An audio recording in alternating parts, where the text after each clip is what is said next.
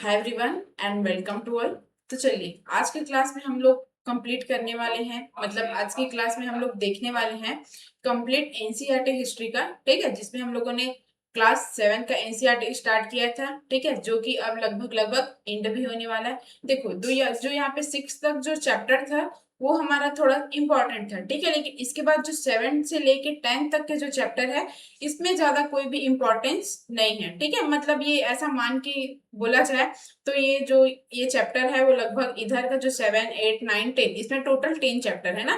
तो इसमें से जो चैप्टर है वो लगभग लगभग आपको 15 से 20 मिनट या तो 10 से 15 मिनट बस इतना ही लगेगा। इससे ज्यादा आपको ये चैप्टर में नहीं लगेगा, क्योंकि जो इसमें दिया गया है वो आपको हिस्ट्री के, ठीक है, मतलब जो हिस्ट्री से बोला जाए तो ये इसमें वैसा क्वेश्चन नहीं दिया जाता जो आपको इस चैप्टर वगैरह में दिया जाता है। तो जो इसमें जो टॉपिक्स दिए हैं वो आपका जीके से रिलेटेड है। जो ये सब क्वेश्चन है वो आपको जीके में पूछा जाता है। ठीक है, तो चलिए आज का क्लास हम लोग स्टार्ट करते हैं। ठीक है, तो हमारा क्या है आज का जो चैप्टर है वो क्या है, जनजातीय, खानाबदोश और एक जगह बचे हुए समुदाय। ठीक है, तो देखो जनजातियों के बारे में तो देखते हैं। जो जीके का क्वेश्चन रहता है तो वो सब चीज में जनजाति वगैरह के बारे में पढ़ते हैं, समुदाय वगैरह। ठीक है, तो बस ये वाले चैप्टर में बस वही सब चीज दिया गया है, लेकिन इसमें हम लोग पूरा चैप्टर को नहीं पढ़ते जाएंगे। जो हमें इम्पोर्टेंट जहां जहां पे इम्पोर्टेंट लगता जाएगा सिर्फ वही वही पे को पढ़ते जाएंगे। ठीक है, तो देखो इसमें क्या बोला है, चैप्टर 2 3 4 में जो हमने देखा था कि राज्यों का उत्थान और पतन ये सब चीज के बारे में देखे थे। ठीक है, और उनकी कलाओं, दस्तकारियों, उत्पादक नई किस्म की शहरों, ठीक है, ये और गांव फल फूल रही थी। एक लंबे अंतराल में कई महत्वपूर्ण राजनीतिक, सामाजिक, आर्थिक परिवर्तन हो रहे थे। तो ये सब चीज के बारे में हम लोगों ने इधर देखा ही था पिछले चैप्टर में। ठीक है, तो फिर यहाँ पे आगे क्या बोला देखो, इस उपमहाद्वीप के बड़े हिस्से में समाज वर्ण नियमानुसार पहले ही विभाजित था। देखो देखो जैसे कि ब्राह्मण होते थे, क्षत्रिय होते थे, दास होते थे। ठीक है, तो ये सब चीज में ये विभाजित ही था। ठीक है, तो वही बताया गया, ब्राह्मणों द्वारा सुझाए गए नियम बड़े बड़े राज्यों के राजाओं द्वारा स्वीकार किए गए थे। इससे उच्च और नीच या अमीर और गरीब के बीच का फासला बढ़ा। ठीक है, तो जो ये सब चीज होता था, ब्राह्मण, क्षत्रिय, ठीक है, और दास, ये सब चीज होता था। तो इससे क्या होता था, जो ऊंच नीच और जो अमीर गरीब होते थे तो वो उनका फासला बढ़ा। और फिर उसके बाद दिल्ली के सुल्तानों और मुगलों के काल में श्रेणीबद्ध समाज ज्यादा जटिल हो गया। ठीक है, तो ये सब चीज हम लोगों ने पिछले में देख ही लिया था, तो उसके बारे में इसको यहीं पे बताया गया है। तो देखो ये जनजाति नृत्य है। ठीक है, जो कि शताल, चित्र, खर्रा, ये जनजाति नृत्य के बारे में यहाँ पे दिखाया गया है।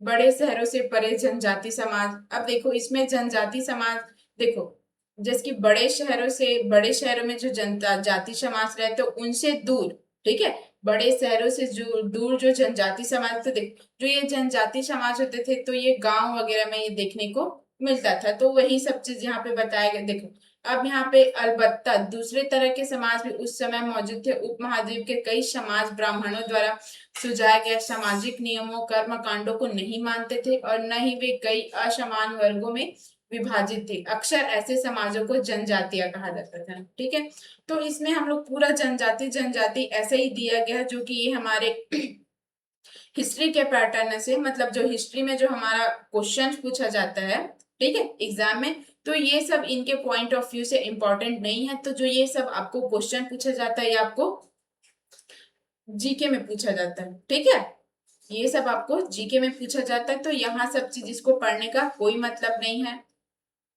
जनजाति लोग कौन थे, तो देखो यहाँ पे कौन कौन देखे जनजाति लोग कौन थे, इसमें क्या बताया, समकालीन इतिहासकार और मुसाफिरों ने जनजातियों के बारे में बहुत कम जानकारी दी है।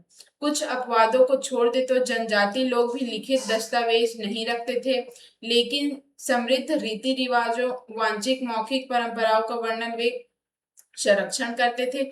ये परंपराएं हर नई पीढ़ी को विरासत में मिलती थी। आज के इतिहासकार जनजातियों का इतिहास लिखने के लिए इन वाचिक परंपराओं का इस्तेमाल करने लगे। ठीक है, तो यहाँ से जनजाति के बारे में पता चलता है कि जनजाति के लोग कौन थे।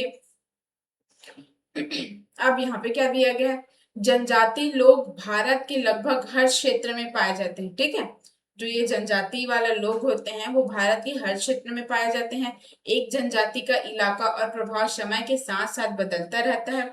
कुछ शक्तिशाली जनजातियों का बड़े इलाकों पर नियंत्रण था। पंजाब में, अब देखो यहाँ पे क्या बताया, कुछ शक्तिशाली जनजातियों का बड़े इलाकों पर नियंत्रण था, जैसे कि पंजाब में खोखर जनजाति जो कि 13वीं और 14वीं शताब्दी के दौरान बहुत प्रभावशाली थी।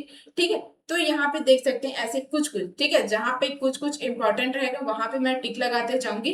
ठीक है, तो आप लोग वहां से समझ जाना कि हाँ यहाँ पे इंपॉर्टेंट है। ठीक है, तो यहाँ पे क्या बोला है, पंजाब में खोखर जनजाति जो कि 13वीं और 14वीं सदी के दौरान बहुत प्रभावशाली थे। ठीक है, और उसके बाद ये गक्खर लोग, ठीक है, गक्खर लोग ज्यादा महत्वपूर्ण हो गए इसके बाद में। ठीक है, खोखर जनजाति के बाद फिर उसके बाद उनके मुखिया जो गक्खर लोग थे उनके मुखिया कमाल खान। ठीक है, कमाल खान गक्खर को बादशाह अकबर ने मनसबदार बनाया था। मुल्तान और सिंध में मुगलों द्वारा अधीन कर लिए जाने से पहले लंगाह और अरगुन लोगों का प्रभुत्व अत्यंत विस्तृत क्षेत्र पर था।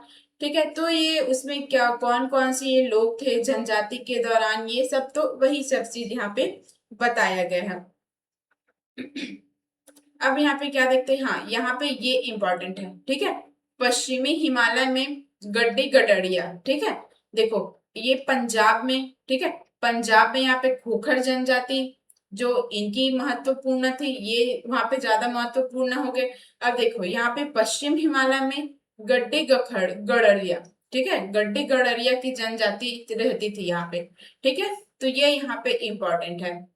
मैं यहाँ पे टिक करते चली जाऊंगी। ठीक है, जो इम्पोर्टेंट है उसको, क्योंकि इसमें हमें जो एग्जाम पॉइंट ऑफ व्यू से ये हमारा चैप्टर वो नहीं है, इसको हम लोग पूरा स्किप भी कर सकते हैं। ठीक है, ये चैप्टर को हम लोग नहीं पढ़ेंगे फिर भी से कोई फर्क नहीं पड़ेगा, लेकिन इसमें एक दो ऐसा कुछ फैक्ट्स है उसको यहाँ पे देखेंगे, तो इसलिए इसको या इसलिए जो ये चैप्टर है उसको यहाँ पे पढ़ना है। ठीक है, अब देखो उपमहाद्वीप के सुदूर उत्तर पूर्वी भाग पर भी नागा, अहोम और कई दूसरी जनजातियों का पूरी तरह प्रभुत्व था। ठीक है, फिर यहाँ पे क्या बताया, ये मौजूदा मौजूदा बिहार और झारखंड के कई इलाकों में 12वीं सदी तक चेर सदर शाहियों का उदय हो चुका था। ठीक है, अब देखो यहाँ पे मौजूदा जो ये बिहार और झारखंड थे वहां के कई इलाकों में जो 12वीं सदी तक थे वहां पे चेर, तो देखो चेर सरदार शाही कौन था यहाँ पे, चेर के शासक कौन थे, तो ये सरदार शाहियों का वहां पे उदय हो चुका था। बादशाह अकबर के प्रसिद्ध सेनापति राजा मान सिंह, ठीक है, तो जो बादशाह अकबर थे उनके प्रसिद्ध सेनापति कौन थे, तो ये राजा मान सिंह थे। उन्होंने 1591 में जो ये सरदार शाहियों था उन पर हमला किया और उन्हें परास्त कर लिया। ठीक है, तो ये यहाँ पे ये एक इम्पोर्टेंट था। ठीक है, फिर उनके बाद उन्हें लूट कर अच्छा खासा माल इकट्ठा कर लिया गया, लेकिन वे पूरी तरह अधीन नहीं बनाए गए। ठीक है, और जो ये चेर सरदार शाही थे उनको पूरी तरह अपने अधीन नहीं कर पाए थे। औरंगजेब के समय में मुगल सेनाओं ने चेर के कई किलों पर कब्जा किया और इस जनजाति को अपना अधीनस्थ बना लिया। ठीक है, फिर उसके बाद जब ये औरंगजेब का शासन काल आया तब ये जो ये जनजाति थे जो चेर वाले, वो पूरा यहाँ पे अपने आप को अधीनस्थ कर लिए। ठीक है, मतलब उनको अपने अधीन बना लिए पूरा। ठीक है, औरंगजेब के समय में। अब देखो यहाँ पे हम लोग क्या देख सकते हैं, देखो जो ये चेर, ठीक है, जो ये चेर कहाँ कहाँ पे थे, तो ये बिहार में और झारखंड के इलाकों में थे। ठीक है, अब देखो यहाँ पे बिहार बिहार और झारखंड में कौन कौन सी जनजाति पाई जाती थी, तो देखो यहाँ पे मुंडा और संताल। ठीक है, यहाँ पे हम लोग लिख सकते हैं क्वेश्चंस। ठीक है, मुंडा और संताल जनजातियां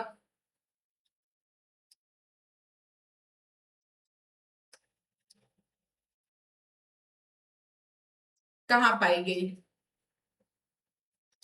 कहाँ रहती थी। ठीक है, रहती थी लिखते हैं। तो देखो ये कहाँ पे रहती थी, तो ये बिहार और झारखंड के इलाकों में। ठीक है, ये है बिहार और झारखंड के इलाकों में।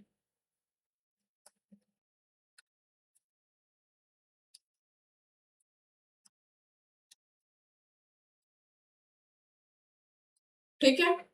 फिर उसके बाद ये क्या, यद्यपि ये उड़ीसा और बंगाल में भी रहते थे, जो ये मुंडा और जो संताल थे, तो ये उड़ीसा और बंगाल में भी रहते थे, लेकिन मेन इनका बिहार और झारखंड है। ठीक है। कर्नाटक और महाराष्ट्र की पहाड़ियां, कोली, बेरात, कई दूसरी जनजातियों के निवास स्थान थे। ठीक है। अब देखो, जो यहाँ पे कर्नाटक और जो महाराष्ट्र की जो पहाड़ी थे, उसमें कई जनजाति यहाँ पे निवास भी करते थे। तो इसमें कौन कौन से थे, तो ये कोली, बेरात और कई इसमें और दूसरी जनजातियों का भी निवास होता था। ठीक है। फिर ये भी इतना ज्यादा ये इम्पोर्टेंट नहीं है। अब यहाँ पे क्या दिखा है, छत्तीसगढ़, मध्य प्रदेश, महाराष्ट्र और आंध्र प्रदेश में गोंड लोग बड़ी तादाद में फैले हुए थे। ठीक है। अब देखो, यहाँ पे छत्तीसगढ़ में, मध्य प्रदेश में, महाराष्ट्र और आंध्र प्रदेश में गोंड लोग बड़ी तादाद में फैले हुए थे यहाँ पे। ठीक है। जहां पे मैं टिक करते जा रही हूँ, सिर्फ आपको उतना उतना वहीं पे को ही पढ़ना है। ठीक है। क्योंकि जो हमारे एग्जाम पॉइंट ऑफ व्यू से और बाकी हमें हिस्ट्री के अकॉर्डिंग इम्पोर्टेंट नहीं है, जो कि आपको बाकी क्वेश्चन पूछा जाएगा, वो आपको इसमें जो आप जीके में भी पढ़ते तो वो उससे क्वेश्चन पूछा जाएगा, इसमें से कुछ भी क्वेश्चन नहीं पूछा जाएगा आपको हिस्ट्री में। ठीक है। तो देखो, ये प्रमुख भारतीय जनजातियों के क्षेत्र है जो कि यहाँ पे दिखाए गए हैं आपको। ठीक है। तो ये आप मैप भी देख सकते हो। अब देखो, यहाँ पे कुल, कुल क्या होता है, तो कुल किसको बोला जाता है, परिवारों या घरों के एक ऐसे समूह को कुल कहते हैं। ठीक है।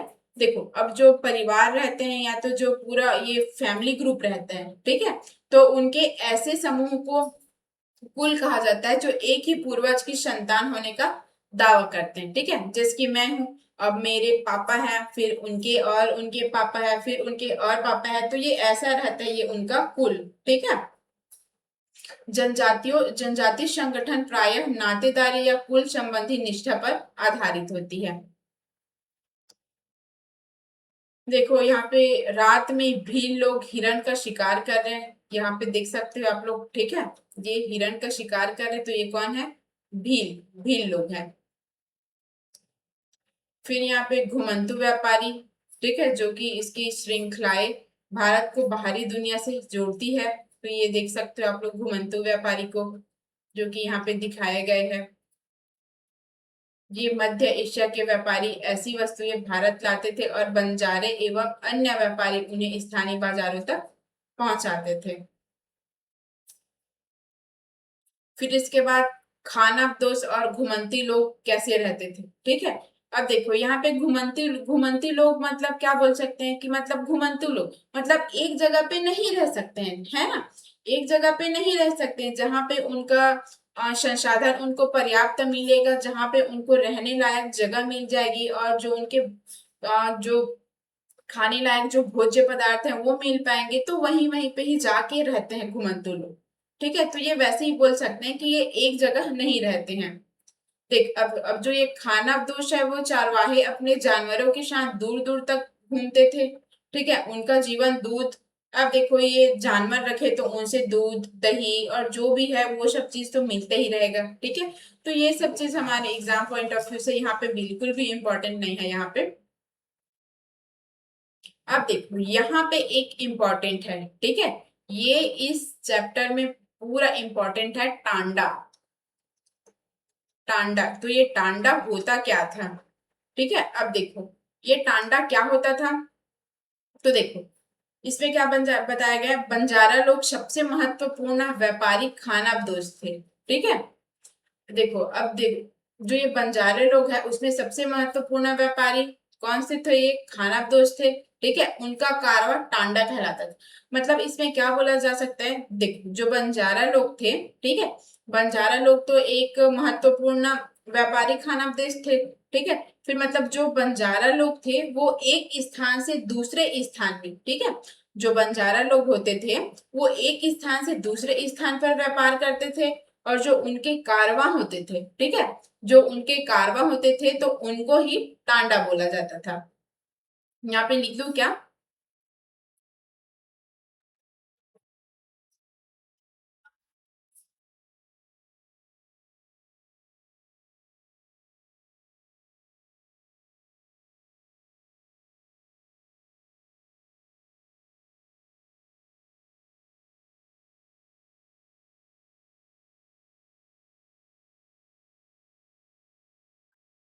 मतलब जो ठीक है, इसको लिखते नहीं है, लिखने में बहुत ज्यादा टाइम चला जाएगा। ठीक है, मतलब जो इसके जो बंजारा लोग थे वो एक स्थान से दूसरे स्थान पे व्यापार करते थे। ठीक है, और जो उनके कारवां होते थे तो उनको टांडा बोला जाता था। अब ये कारवा, कारवा क्या होता है? ठीक है, तो देखो यहाँ पे कारवा का मतलब क्या है, तो जो उनके साथ चलने वाला। ठीक है, जो ये बंजारा होते थे तो उनके साथ चलने वाला, जिसकी सभी लोग, आदमी, पशु, तो उनको ही ये टांडा बोला जाता है, उनको ही ये कारवा बोला जाता है। ठीक है, तो उनके साथ चलने वाले। ठीक है, उनके साथ चलने वाले कौन कौन होते थे, तो ये पशु भी हो सकते हैं, आदमी, पशु, आदमी, और जो वहां पे और जो सभी लोग रहते थे तो वो। ठीक है, तो यहाँ पे उनको ही, जो इनके कारवां थे उनको ही ये टांडा बोला जाता है। ठीक है, फिर उसके बाद सुल्तान अलाउद्दीन खिलजी, जो कि हम लोग इसके बारे में चैप्टर 3 में देखे थे। तो ये बंजारों का ही इस्तेमाल नगर के बाजारों तक अनाज की ढुलाई के लिए करते थे। बादशाह जहांगीर ने अपने संस्मरणों में लिखा है कि बंजारे विभिन्न इलाकों में अपने बैलों पर अनाज लेकर जाकर शहर में बेचते थे। सैन्य अभियानों के दौरान वे मुगल सेना के लिए खाद्यान्नों की ढुलाई का काम करते थे। किसी भी विशाल सेना के लिए 1 लाख बैल अनाज ढोते होंगे। ठीक है, तो यहाँ पे ये उनके जो अनाज रहते थे तो उनको दूसरे शहर में जाके बेचते थे, ये उनके बारे में यहाँ पे नीचे में थोड़ा सा दिया गया है। ठीक है, फिर उसके बाद ये भी इम्पोर्टेंट नहीं है, इसमें क्या दिया गया है, तो इसमें कई पशुचारी जनजातियों में मवेशी, घोड़ों, जानवरों पालने पोसने और संपूर्ण लोगों के हाथ उन्हें बेचने का काम करती थी। ठीक है, तो यही है जो पशुचारी जो जनजाति है वो ये सब का काम करते थे। ठीक है, जो यहाँ जानवरों को पालने पोसने संपन्न लोगों के हाथ उनको बेचने का काम करती थी। छोटे मोटे फेरी वालों की विभिन्न जातियां भी एक गांव से दूसरे गांव भ्रमण करती थी। ठीक है, तो और ये लोग रस्सी, सरकंडे की चीज, फूस की चटाई और मोटे बोरे जैसे माल बनाते और बेचते थे। ठीक है, कौन से लोग? जो ये छोटे मोटे फेरी वाले होते थे उन लोग। ठीक है, फिर कभी कभी भिक्षुक लोग भी घुमंतु सौदागरों का काम करते थे। नर्तकों, गायकों और अन्य तमाशबीनों की भी जातियां थी जो विभिन्न नगरों और गांवों में कमाई के लिए अपने कला का प्रदर्शन करती थी। ठीक है, तो इसको हम लोग ऐसे ही बस रीड कर लेते हैं, लेकिन ये एग्जाम पॉइंट ऑफ व्यू से यहाँ पे इम्पोर्टेंट नहीं है। ठीक है, आप लोग इसको स्किप करोगे वो ज्यादा बेटर रहेगा आप लोग के लिए। फिर देखो यहाँ पे खानाबदेश और जो भ्रमणशील समूह है वो क्या है, तो देखो यहाँ पे खानाबदेश के बारे में बताया गया। खानाबदेश घुमंतु लोग होते थे। ठीक है, जो खानाबदेश है वो कौन होते थे, तो वो घुमंतु लोग होते थे, जो उनमें से कई पशुचारी होते थे जो अपने रेवड़ और पशु वृंद के साथ एक चारागाह से दूसरे चारागाह घूमते थे।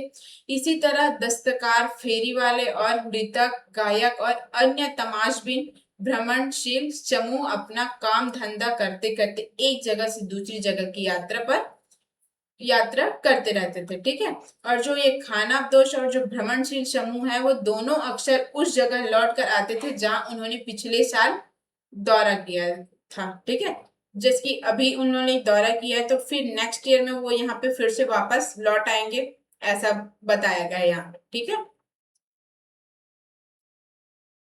तो इसको खानाबदोश को आप लोग यहाँ पे देख लेना कि ये होता क्या है। ठीक है,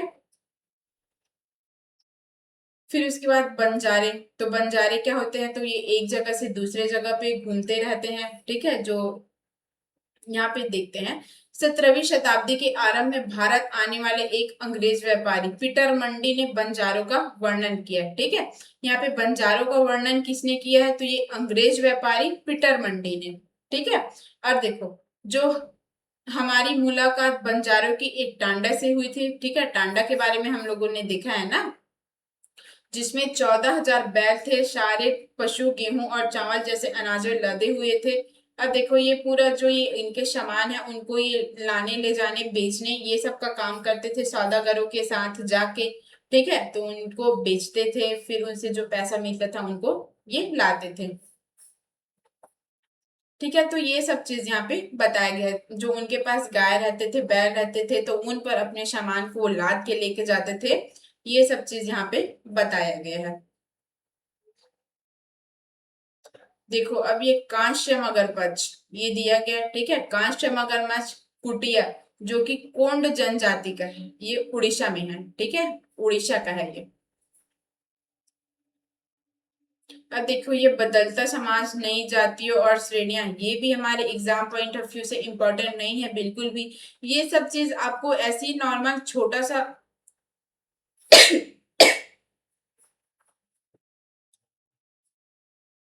ठीक है, तो आपको ये सब ऐसे ही एक रीड करने के लिए दिया गया कि पहले ये सब क्या था कैसे था, लेकिन हमारा मेन पॉइंट क्या है कि हमें अपने एग्जाम के पॉइंट ऑफ व्यू से रीड करना है ना। ठीक है, यही तो हमारा पर्पस रहता है ना, कि जज की हम लोग रीड करते हैं तो सबको पढ़ोगे ऐसा रहता है क्या, कि जो हमारे एग्जाम पॉइंट ऑफ व्यू से इम्पोर्टेंट है उसी को पढ़ना रहता है। ठीक है, तो जो हमारा एग्जाम पॉइंट ऑफ व्यू से इम्पोर्टेंट है उसी को तो पढ़ना, जो हमारा स्मार्ट स्टडी होता है ना। ठीक है, तो कभी भी आप लोग कभी भी पढ़ाई करो, जैसे भी करो, लेकिन स्मार्ट स्टडी करो, ठीक है।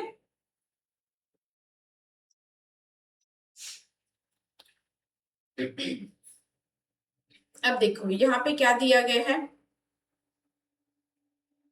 11वीं और 12वीं शताब्दी तक आते आते क्षत्रियों के बीच एक नए राजपूत गोत्रों की ताकत में काफी इजाफा हुआ।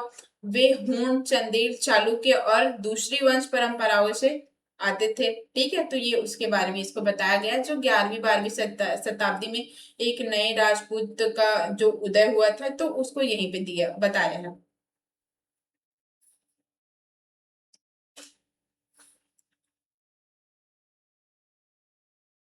ठीक है, अब यहाँ पे क्या बताया है, ये भी इम्पोर्टेंट नहीं है यहाँ पे। मैंने बोला था ना कि जो ये पूरा चैप्टर है वो पूरा इम्पोर्टेंट है ही नहीं, लेकिन इसमें एक दो फैक्ट है, उसकी वजह से हमें इस चैप्टर को यहाँ पे रीड करना पड़ रहा है। ठीक है, तो देखो यहाँ पे भी एक देख सकते हैं, सनातनी हिंदू धर्म के द्वारा प्रस्तावित गैर बराबरी वाले सामाजिक व्यवस्था इन इलाकों में बड़े पैमाने पर स्वीकार नहीं की गई थी। ठीक है, जो यहाँ पे पंजाब, सिंध और जो उत्तर पश्चिम सरहद की जो जनजाति थी, वहां पे इस्लाम को अपना लिया गया था। वे जाति व्यवस्था को नकारते थे। ठीक है, और जो ये सनातनी हिंदू धर्म के द्वारा जो प्रस्तावित गैर बराबरी वाले जो सामाजिक व्यवस्था था, तो इन इलाकों में, ठीक है, यहाँ पे पंजाब, सिंध और जो उत्तर पश्चिम सरहद थी, वहां पे इसको बड़े पैमाने में यहाँ पे स्वीकार नहीं किया था। ठीक है, अब देखो ये जाति पर विचार विमर्श।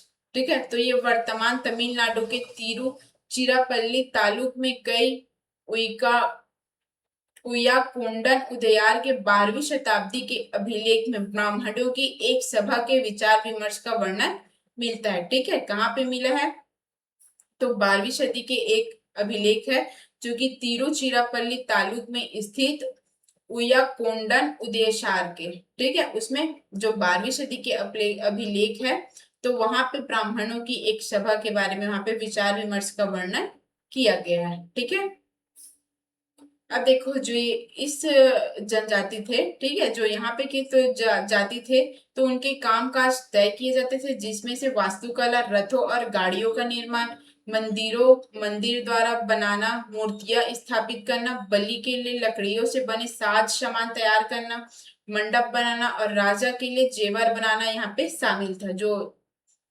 ये जाति होते थे तो उनके कामकाज के लिए, तो ये उनके कामकाज यहाँ पे पहले से ही तय कर दिए जाते थे।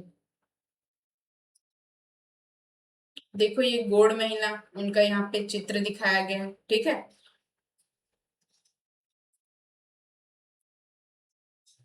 अब देखो यहाँ पे नजदीक से एक नजर, यहाँ पे गोड़, तो ये इसको हम लोग यहाँ पे देखते हैं। ठीक है, अब जो गोड़ रहते हैं, ठीक है, यहाँ पे गोड़ लोग गोड़वाना नामक विशाल वन प्रदेश में रहते थे। ठीक है, तो ये गोड़ लोग कहाँ पे रहते थे, गोड़वाना नामक एक विशाल वन प्रदेश में रहते थे।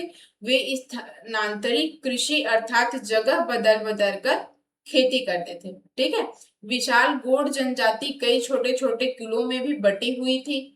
प्रत्येक कुल का अपना राजा या राय होता था। ठीक है, जो कुल कबीला ऐसा बोलते थे ना, तो उनका अपना खुद का ये राजा होता था। ठीक है, जिसको ये जो लोग होते हैं, ठीक है, जो ये जनजाति होता है, तो उन्हीं के द्वारा इसको चयनित किया जाता था। ठीक है, जो इनके राजा और जो इनके राय होते थे उनको, फिर जिस समय दिल्ली के सुल्तानों की ताकत घट रही थी, उसी समय कुछ बड़े गौड़ राज्य छोटे गोड़ सरदारों पर हावी होने लगे थे।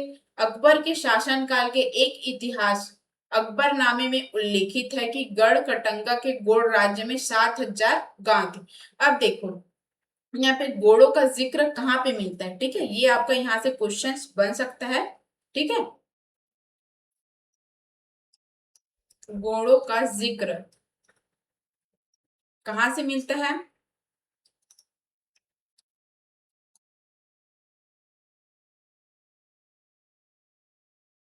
ठीक है, तो घोड़ों का जिक्र कहाँ से मिलता है? तो ये अकबरनामा से। ठीक है, जो अकबर के जो शासनकाल के जो एक इतिहास है अकबरनामा, वहां से मिलता है, अकबरनामा से। ठीक है,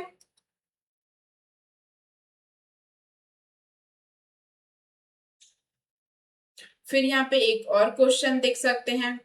निम्नलिखित में से, ठीक है, निम्नलिखित में से किस स्थल में घोड़ों का राज्य था? ठीक है, घोड़ों का राज्य था, तो किस स्थल में था? तो ये गढ़ कटंगा, गढ़ कटंगा। ठीक है, ये उस स्थल का नाम है जहां पे घोड़ों का राज्य हुआ करता था। ये भी फिर इंपॉर्टेंट नहीं है यहाँ पे। ठीक है, अब यहाँ पे एक यहाँ पे बताया गया है, देखो ये गढ़ कटंगा के, ठीक है, देखो बड़े राज्यों के उदय ने गौड़ समाज के चरित्र को बदल डाला। उनका मूलतः बराबरी वाला समाज धीरे धीरे असमान असमान सामाजिक वर्गों में विभाजित हो गया। ब्राह्मण लोगों ने गौड़ राजाओं से अनुदान में भूमि प्राप्त की और अधिक शक्तिशाली बन गए। अब देखो ये गढ़ कटंगा थे जहां पे घोड़ों का राज्य था। ठीक है, ये गढ़ कटंगा एक स्थल है जहाँ पे घोड़ों का राज्य हुआ करता था। तो देखो वहां पे घोड़ राजा कौन थे? तो ये अमन दास। ठीक है, अमन दास ने संग्राम शाह की उपाधि धारण की। ठीक है, देखो जो यहाँ पे गढ़ कटंगा के जो घोड़ राजा थे अमन दास, उन्होंने संग्राम शाह की उपाधि धारण की। और जो उनके पुत्र है, ठीक है, उनके पुत्र दलपत ने मोहबा के चंगेल राजपुत्र, ठीक है, मोहबा के चंगेल राजपूत राजा शालबहान की पुत्री राजकुमारी दुर्गावती से विवाह किया। ठीक है, जो हम लोग रानी दुर्गावती के नाम से जानते हैं ना, वो यही है। ठीक है, जिनका विवाह किससे हुआ था? तो ये गौड़ राजा अमन दास के पुत्र दलपत से। ठीक है, दलपत से इनका विवाह हुआ था, जो कि ये राजकुमारी दुर्गावती थी। ठीक है, ये कहाँ से थी? तो ये चंदेल राजपूत राजा शालबहान की पुत्री थी। ठीक है, फिर उसके बाद दलपत की मृत्यु बहुत कम उम्र में ही हो गई। फिर रानी दुर्गावती बहुत योग्य थी और उन्होंने अपने 5 साल के पुत्र वीर नारायण के नाम पर शासन की कमान संभाली। ठीक है, उनको वो ऐसे देखते देखते तो उनको ये लगा कि उनको शासन संभालना चाहिए, ठीक है, जो कि योग्य थी उसके लिए भी, तो उन्होंने शासन की कमान अपने हाथ में ली। ठीक है, फिर उसके समय में राज्य का और अधिक विस्तार हुआ। फिर 1565 में आसिफ खान के नेतृत्व में मुगल सेनाओं ने गढ़ कटंगा पर हमला किया। ठीक है, फिर रानी दुर्गावती ने इसका जमकर सामना किया और उसकी हार भी हो गई यहाँ पे। ठीक है, और उन्होंने अपने आप को समर्पण करने की बजाय मर जाना बेहतर समझा। और फिर बाद में जो उसका पुत्र है वो भी तुरंत बाद लड़ता हुआ उसी में, जो उसी युद्ध में लड़ता हुआ वो भी मारा गया। ठीक है, गढ़कटंगा एक समृद्ध राज्य था। इसने हाथियों को पकड़ने और दूसरे राज्यों का उसका निर्यात करने के व्यापार में खास धन कमाया। जब मुगलों ने घोड़ों को हराया तो उन्हें लूट में बेशकीमती सिक्के और हाथी बहुतायत में हथिया लिए। ठीक है, हथिया लिए ये सब चीज को, जो यहाँ से बेशकीमती जो सिक्के मिले और हाथी मिले, तो उसको ये अपने में मतलब समझ ले कि उसको हथिया लिए, मतलब अपने कब्जे में कर लिए। ठीक है, और जो ये गोड राज्य था, तो जो गढ़ कटंगा था, तो उसका एक भाग भी वो अपने राज्य में मिला लिया। ठीक है, अपने राज्य में ले लिए। और शेष जो वीर नारायण के जो उसके चाचा थे, ठीक है, जो वीर नारायण के चाचा थे, मतलब जो दलपत के भाई थे, तो चंदर शाह को दे दिया गया। फिर गढ़ कटंगा के पतन के बावजूद गौड़ राज्य कुछ समय तक चलता रहा, लेकिन वे काफी कमजोर हो गए। और बाद में अधिक शक्तिशाली बुंदेलों और मराठों के खिलाफ उनके संघर्ष असफल रहे। ठीक है, तो यहीं से इनका पतन हो जाता है, गोडराज का। ठीक है, गढ़कटांगा का। अब यहाँ पे गोंडवाना के बारे में बताया गया है, जहाँ पे ये गोंड जनजाति मतलब गोंड जाति यहाँ पे पाई गई थी। ठीक है, तो देखो आप लोग ये देख सकते हो, ये पूरा गोंड राज्य मतलब गोंड जनजाति यहाँ पे रहा करते थे। फिर ये एक नक्काशीदार दरवाजा है, ठीक है, जो कि गोंड जनजाति द्वारा बनाया गया है, बस्तर क्षेत्र जो कि मध्य प्रदेश में। अहोम, अब देखो यहाँ पे अहोम, अहोम के बारे में हम लोग बहुत पढ़ते हैं ना, बहुत जगह अहोम के बारे में देखते हैं। ठीक है, तो देखो ये जो अहोम लोग हैं मौजूदा म्यांमार से आकर 13वीं शती में ब्रह्मपुत्र घाटी में आ बसे। ठीक है, अब देखो यहाँ पे जो अहोम थे वो लोग कहाँ तक शासन किए। ठीक है, क्वेश्चन देख सकते हैं यहाँ पे, अहोम लोग कहाँ तक शासन करते थे। ठीक है, कहाँ तक शासन करते थे, तो देखो ये आज के, ठीक है, जो आज के म्यांमार से लेके ब्रह्मपुत्र घाटी तक शासन मतलब इनका जो राज्य था वो फैला हुआ था। ठीक है, म्यांमार से लेकर ब्रह्मपुत्र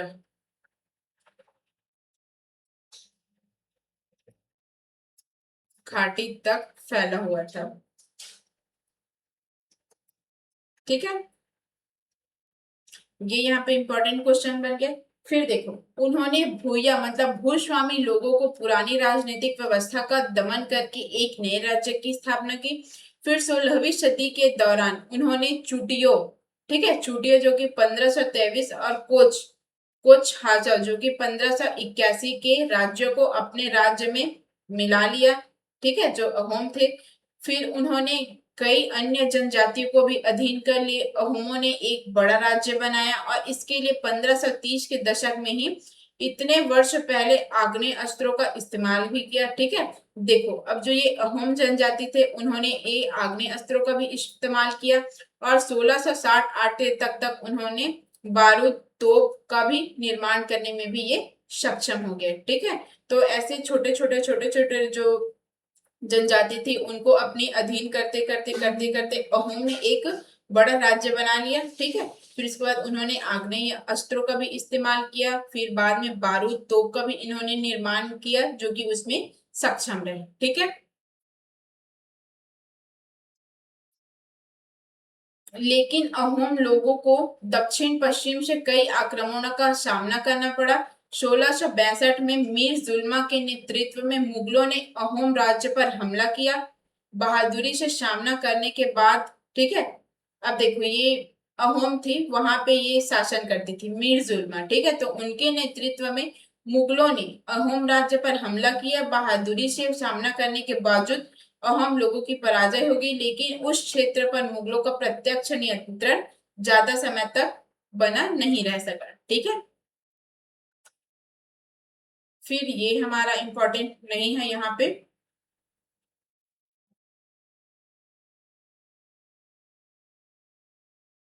अब देखो यहाँ पे एक ये इंपॉर्टेंट है, खेल। अब देखो अहोम समाज कुलों में विभाजित था जिन्हें खेल कहा जाता था। ठीक है, तो आपको देखो ये क्वेश्चन आपको ये पूछा जा सकता है, खेल किसे कहा जाता था, खेल का संबंध किससे था। ठीक है, खेल का संबंध किससे था, तो खेल का संबंध किससे था, तो ये अहोमो से था। ठीक है, अहोमो से था और यहाँ पे ज्यादा इंपॉर्टेंट नहीं है। ठीक है, अच्छा यहाँ पे हम लोग एक भूले थे, ये बेगार वाला। ठीक है, अहोम राज्य बेगार पर निर्भर था। राज्य के लिए जिन लोगों से जबरन काम लिया जाता था वे पाइक कहलाते थे। ठीक है, अब यहाँ पे बेगार और ये पाइक। ठीक है, तो देखो ये बेगार क्या होता था, तो देखो ये बेगार किसे कहा गया है? तो देखो जब कोई यहाँ पे के जो राजा थे, ठीक है, जो अहोम के राजा थे, तो अपने राज्य में कोई भी काम कराने पर उनको वेतन नहीं दिया जाता था, मतलब फ्री में लोगों से काम कराया जाता था तो उनको बेगार बोला जाता था, ठीक है। और जिन लोगों से जी जबरन काम कराया जाता था तो उनको क्या बोला जाता था, ये पाइक, पाइक बोला जाता था, ठीक है। या तो ऐसे भी बोल सकते हैं, जो अहोम राज्य के नागरिक जो बेगार करते थे, ठीक है, अहोम राज्य के नागरिक जो बेगार करते थे तो उनको पाइक बोला जाता था, ठीक है, समझ आया। फिर उसके बाद ये भी इम्पोर्टेंट, अच्छा हाँ ठीक है, यहाँ पे ये एक है बुरंजी। तो देखो ये बुरंजी क्या है, तो ये बुरंजी नामक ऐतिहासिक कृतियों को पहले अहोम, देखो ये बुरंजी है, उनको एक ऐतिहासिक कृतियों, ठीक है, जो ये बुरंजी नामक है उनको पहले तो अहोम भाषा में लिखा गया, फिर उसको असमियों में लिखा गया, ठीक है। तो बस ये यही है यहाँ पे।